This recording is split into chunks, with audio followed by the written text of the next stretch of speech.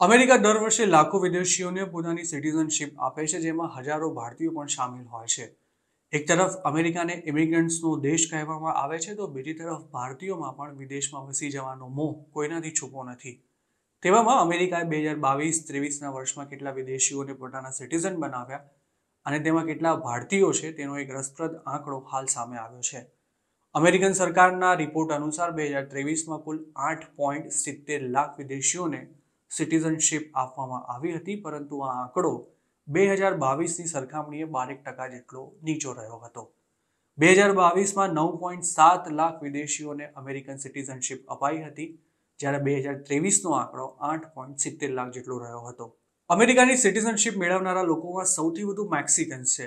2023માં 1.1 લાખ મેક્સિકન્સને અમેરિકાએ સિટીઝનશિપ આપી હતી, જ્યારે આ જ વર્ષમાં અમેરિકાના નાગરિક બનેલા ઇન્ડિયન્સનો આંકડો 59,100નો હતો.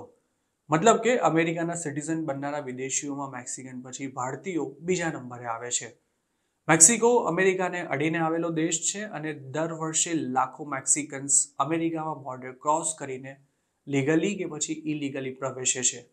તેવામાં સ્વાભાવિક છે કે તેમનો અમેરિકન સિટીઝન બનવાનો આંકડો પણ વધારે હોય.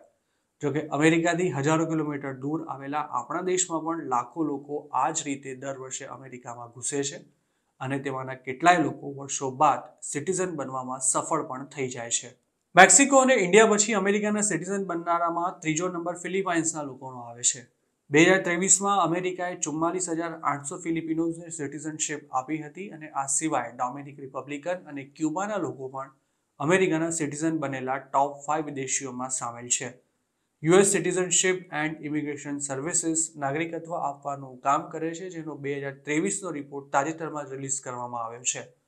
આ રિપોર્ટમાં જણાવાયું છે કે અમેરિકાએ છેલ્લા 10 વર્ષમાં જેટલા વિદેશી નાગરિકોને સિટીઝનશિપ આપી છે, તેમાંના 25% લોકોને માત્ર છેલ્લા 2 વર્ષમાં સિટીઝન બનાવાયા છે.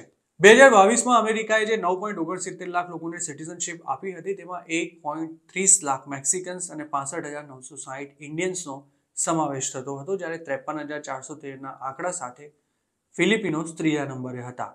અમેરિકામાં હાલની સ્થિતિ અનુસાર ગ્રીન કાર્ડ મેળવ્યાના 5 વર્ષ બાદ કોઈ પણ વ્યક્તિ સિટીઝનશિપ માટે અપ્લાય કરી શકે છે. તેવી જ રીતે અમેરિકન સાથે લગ્ન કરનારાને 3 વર્ષમાં ગ્રીન કાર્ડ મળી જાય છે. જોકે ઇન્ડિયન્સ માટે લીગલી ગ્રીન કાર્ડ મેળવવા હાલ વર્ષોનું વેઇટિંગ ચાલી રહ્યું છે, જેના કારણે ગ્રીન કાર્ડની રાહ જોઈ રહેલા કેટલાય ઇન્ડિયન્સ કદાચ ક્યારેય અમેરિકન સિટીઝન નહીં બની શકે તેવી સ્થિતિ સર્જાઈ છે. તો બીજી તરફ અમેરિકામાં ઇલીગલી આવતા અને એસાઇલમ માંગતા ઘણા લોકો આ વેઇટિંગને બાયપાસ કરી લઈ ગ્રીન કાર્ડ મેળવી લઈને અમેરિકાના સિટીઝન બની રહ્યા છે. આ સિવાય ઘણા અનડોક્યુમેન્ટેડ ઇમિગ્રન્ટ્સ ફેક મેરેજ કરીને કે પછી પોતે અમેરિકામાં હિંસાનો ભોગ બન્યા છે તેવું દર્શાવીને યુ વિઝા માટે અપ્લાય કરતા હોય છે. જોકે હાલ અમેરિકામાં અસાઇલમના કેસોનો એટલો બધો ભરાવો થઈ ગયો છે કે તેના માટે પણ 5 થી 7 વર્ષનું વેઇટિંગ ચાલી રહ્યું છે, જ્યારે યુ વિઝાનું વેઇટિંગ તો તેનાથી પણ લાંબુ છે.